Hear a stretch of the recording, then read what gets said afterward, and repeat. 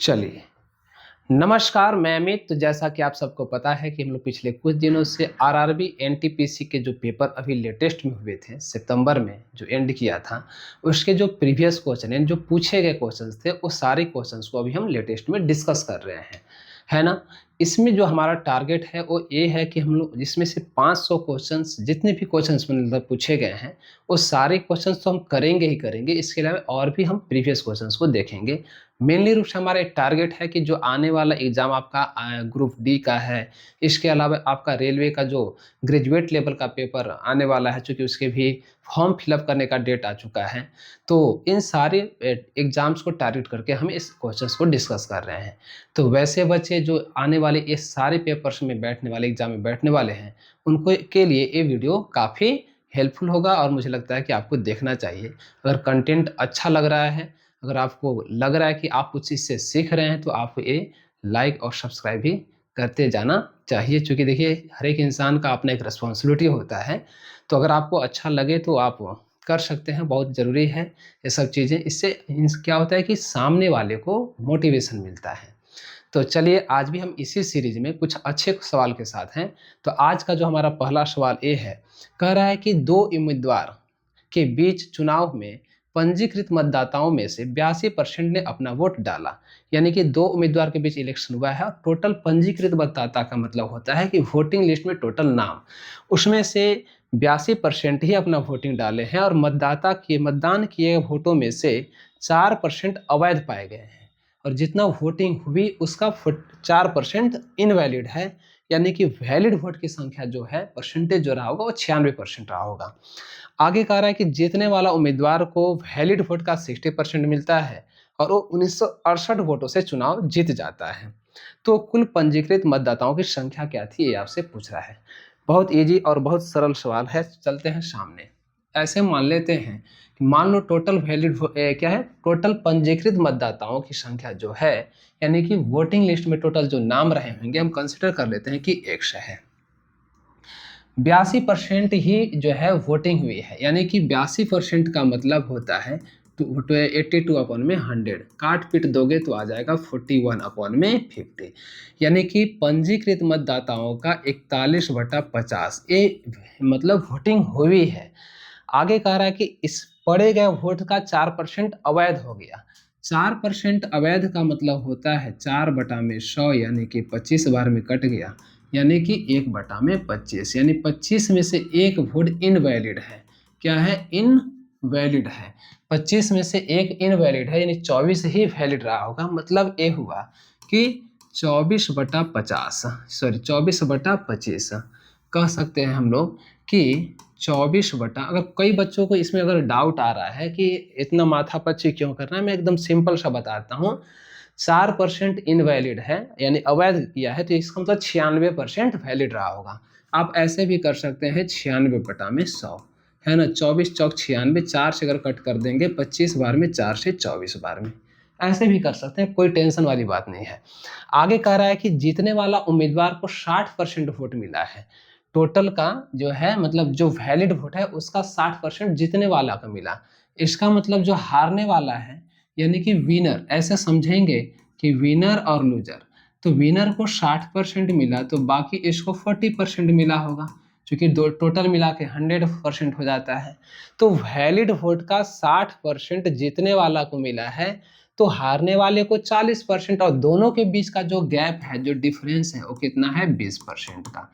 तो कहने का सेंस ये हुआ कि x का 41/50 ए मतदाता सूची में डाले गए का सिर्फ 82% इतना वोटिंग हुई।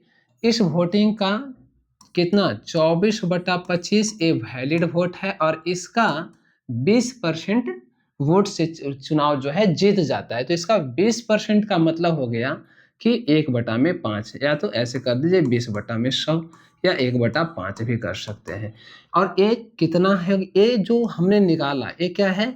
वैलिड वोट का 20%, जो कि किसके बराबर है? 1986 के बराबर। क्या है? 1968 के बराबर, यानी 1968 के बराबर है।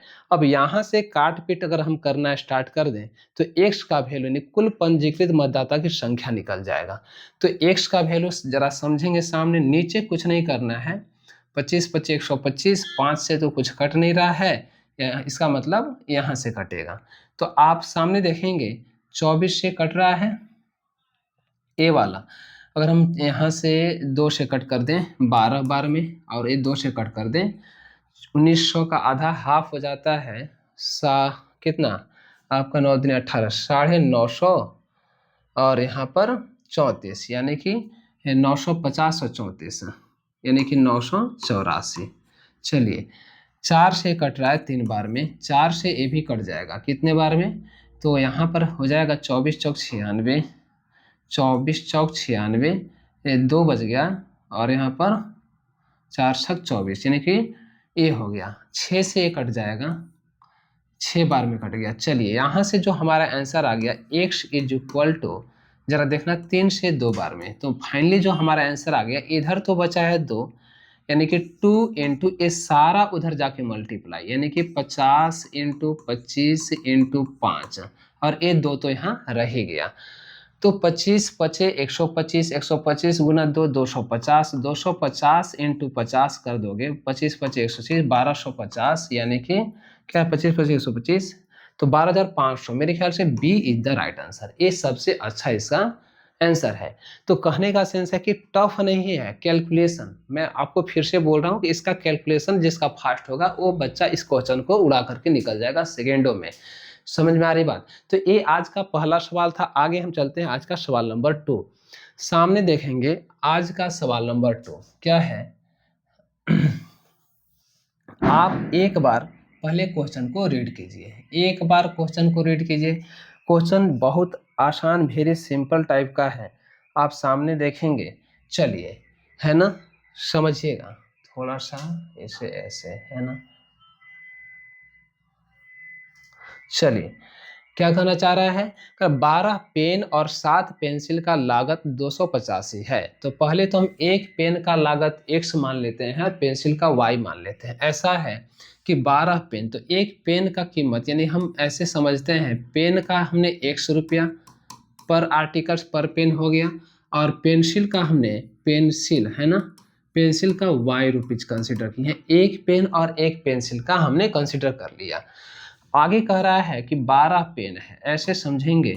क्या कहना चाह रहा है, 12 पेन, तो एक पेन का इतना है, तो 12 पेन का कितना, 12x प्लस 7y, 7y, ये आपका दे दिया है 285 रुपया। ये इक्वेशन फर्स्ट, ये इक्वेशन फर्स्ट है ना। चलिए आगे चलते हैं। कह रहा है कि यदि एक पेन की कीमत में 6 रुपया घट जाए और एक पेंसिल की कीमत 5 रुपया बढ़ जाती है। एक पेन का कीमत कितना है, x है, 6 माइनस कर दे, यानी कि x माइनस 6, प्लस में एक पेंसिल का कीमत 5 बढ़ जाए तो y प्लस 5। तो इस केस में अगर ऐसा सिचुएशन हो जाता है, एक पेन का कीमत 6 बढ़ जाता है, एक पेंसिल का कीमत 6 कम हो जाता है, और एक पेंसिल का कीमत 5 बढ़ जाता है, तो इस केस में 11 पेन और 3 पेंसिल का लागत 118 हो जाता है। इसका मतलब कीमत कम होता है पेन का और पेंसिल का बढ़ता है, तब हम जाकर के 11 पेन और 3 पेंसिल लेंगे तो हमें इतना पैसा देना पड़ेगा। मतलब इस रेट से हम 11 पेन लेंगे और यहाँ से 3 पेंसिल ले लेंगे, तो ओवरऑल हमें 118 देना पड़ेगा। ये बात आपको समझ में आ गया होगा, है ना। आइए समझते हैं।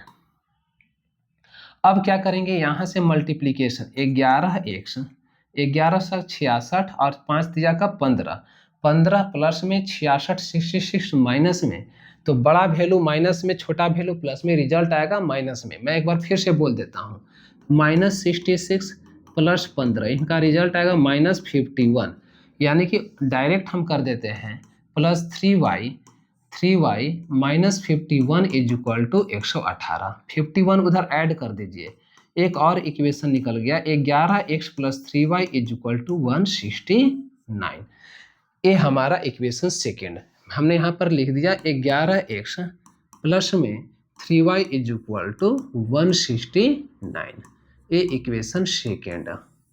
चलिए हमने ये बोला कि इसके बेस पर एक हमने इक्वेशन निकाल लिया। अब सुनिए ध्यान से हमारी बात को।